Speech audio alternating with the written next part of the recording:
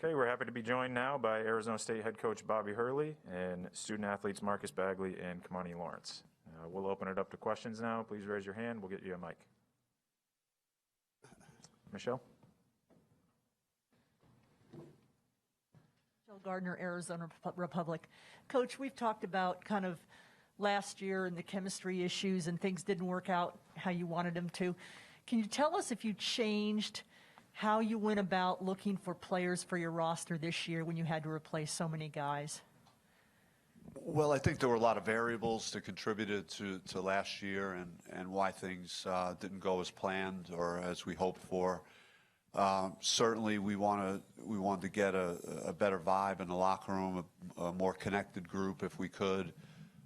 Guys that wanted to share the ball and just play the right way. At times we had some issues with that, but I think COVID and the inability to develop a lot of team chemistry, team bonding opportunities, off-season workouts in a normal way, I think all factored in, especially when you're bringing in younger players and entering them into what we're doing, and we had been pretty successful the year before. So we're just trying to turn the page. I like what we did on the front court. I think Marcus coming back obviously was key, and Kimani the second half of last year and what he's done his whole career, I think gives us a lot of stability on the front court. But we added some more size, so I think we're deeper and bigger in the paint, and that was a major issue for us last year, beyond the not sharing the basketball thing. Go back to Casey. Casey Jacobson with Pac-12 Network and Fox. This is a question for all you guys. It's only middle October. I know you guys have only been practicing for a couple weeks, but who is a guy on your team who people aren't talking about now, who are going to be talking about him in the next couple of weeks or couple of months? Well, Casey, good to see you. I'm curious to hear their thoughts on this first, and then I'll go at the end. For me, it's not really one guy you can point out. I think we all just come in and compete daily. We all have a common goal, so I think if we work for the greater good of each other, I think everything will work out fine. So I don't know. It's hard to point out. We got a lot of different guys. Yeah, like Marcus said, we got a lot of different guys that bring a lot of different things to the table. But if I was to point out one player that definitely a lot of people would be talking about, probably be DJ Horn. He plays the right way, keeps the game simple. He definitely brings a different aspect to our team. He shoots the ball really well, and he's locking down defense. And he's born into a Coach Hurley, the culture that he's instilling since day one. So, that'd be the player, I think. Well, Casey, we brought in a five-star center. We hit the transfer portal extremely hard. We brought in a guy, Marion Jackson, who was the player of the year in the MAC at Toledo. And Kimani touched on DJ Horn. And then we retained some key guys, these two guys, and of course Jalen Graham. But the one guy is a little bit under the radar is Luther Muhammad for me, just his off season, and he's a guy that transferred from Ohio State and sat out last year and started just about every game for them. I think he brings a real toughness, a grittiness, and a defensive mindset to our team that I think we were lacking at times last year.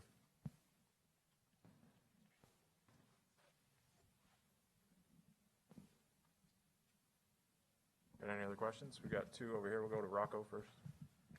Hey, Coach. Rocco Miller with Bracketeer.org.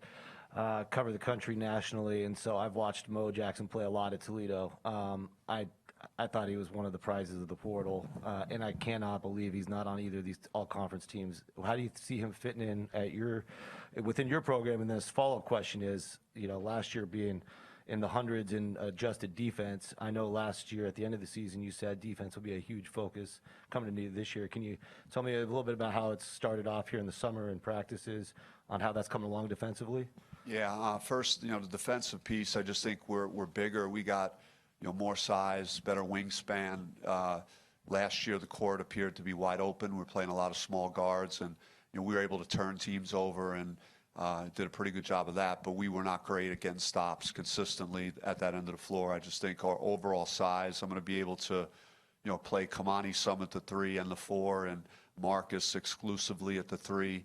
And, we have some other guys in the front court. Our depth has improved dramatically. Even a guy like Alonzo Gaffney, who was a top 50 player coming out of high school that transferred from Ohio State and was at a junior college last year, has been impressive with his 7'3" wingspan, really good weak side shot blocker.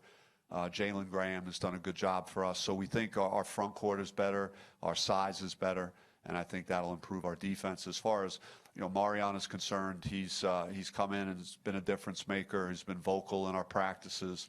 He could create not only for himself but for his teammates. He really does a good job of moving the ball, and so I think we have a better synergy in that regard, just in terms of not being so ball dominant and moving the ball, and I'm seeing the guys share it and making that extra pass in practice. So it's been good to see, and I think he's spearheading that.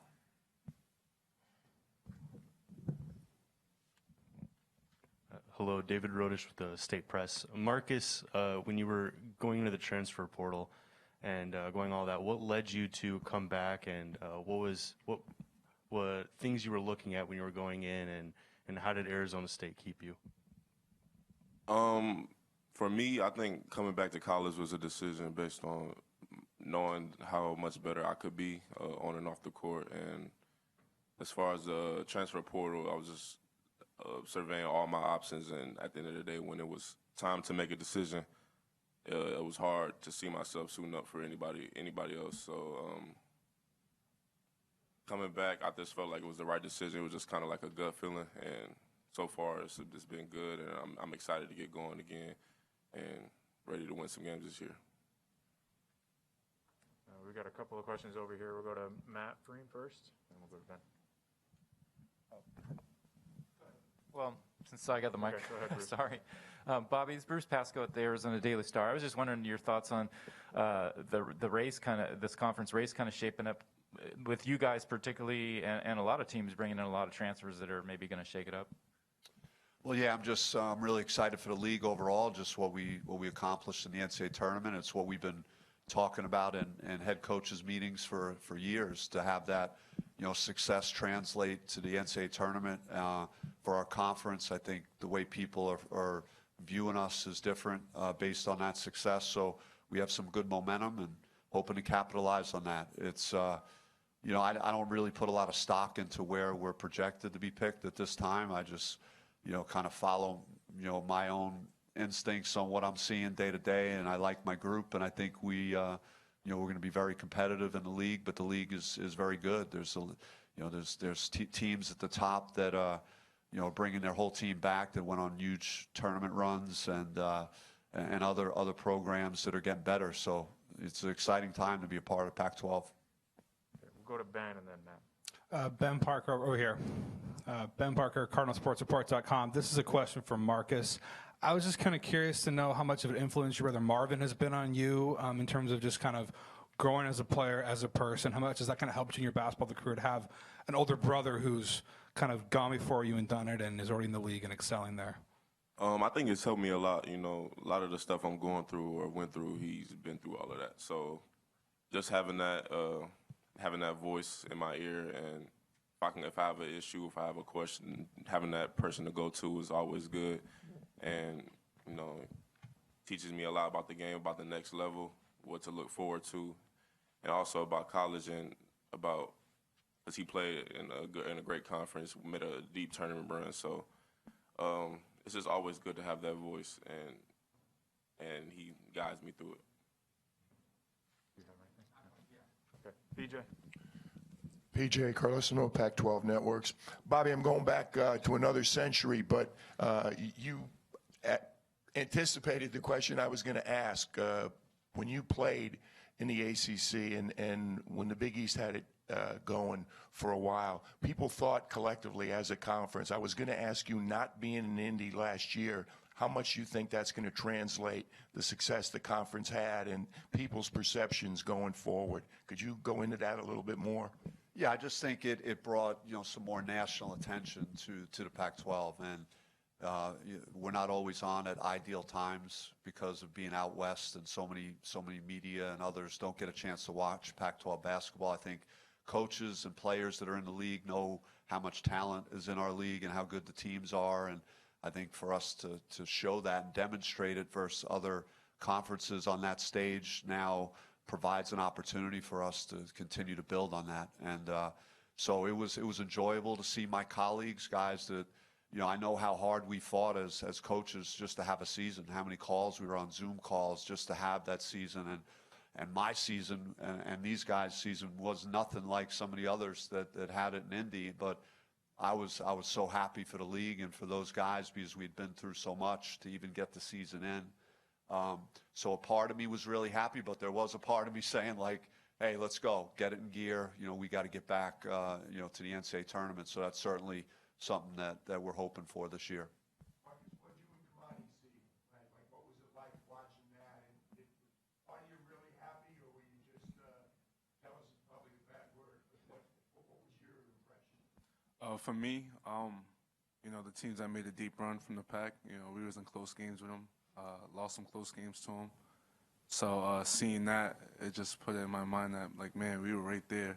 With all the ups and downs we went through in the season, man, we were right there in game, really close games with these teams that made deep runs in the tournament. So, a couple things go our way, and maybe that's us making a deep run. So that just put that in the mindset, just made me ready to work for the next year. Ready to, the team that Coach Hurley put together, man, we get a chance to do something special. So that in mind, it just got me in the mindset to ready to work.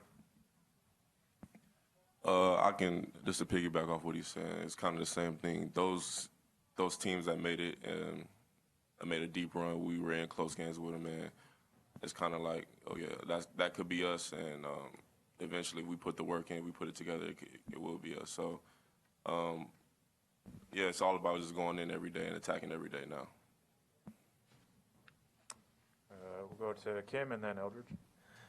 Marcus and Kimani, just kind of curious about NIL. We hear fans, media, coaches talk about NIL, but we don't really get to talk to players much about it. When you talk to not only your teammates, but you've got players at other schools that you know real well, high school recruits, guys back in high school. What are the conversations that you guys have amongst each other about NIL? Are you seeing opportunities out there, or are you just kind of going, what's going on?